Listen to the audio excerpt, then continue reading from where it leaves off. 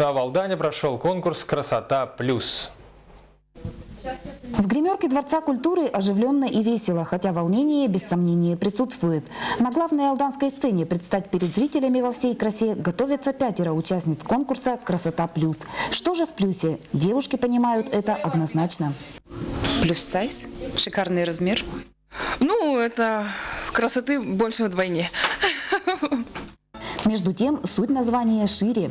Конкурс призван разрушить стереотип 90-60-90. Ведь параметры фигуры имеют мало общего с истинной красотой.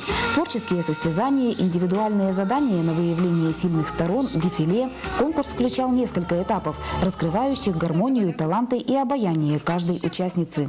Мы проводим сегодня день красавиц наших алданских. Все женщины в Алдане самые красивые, но те, кто участвует в конкурсе, они решили себя еще показать более с прекрасной стороны. Организаторами конкурса выступили сотрудники управления культуры города Алдана.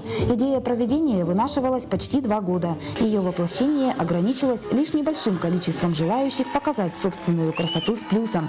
Название конкурса все же смущало. Подали заявку вообще в конкурс порядка 12 человек. Ну, видимо, еще вот как-то в нашем городе девушки немножко комплексуют и немножко стесняются выходить на большую сцену перед зрителем. И поэтому вот до старта, до самого конкурса осталось всего 5 участниц у нас.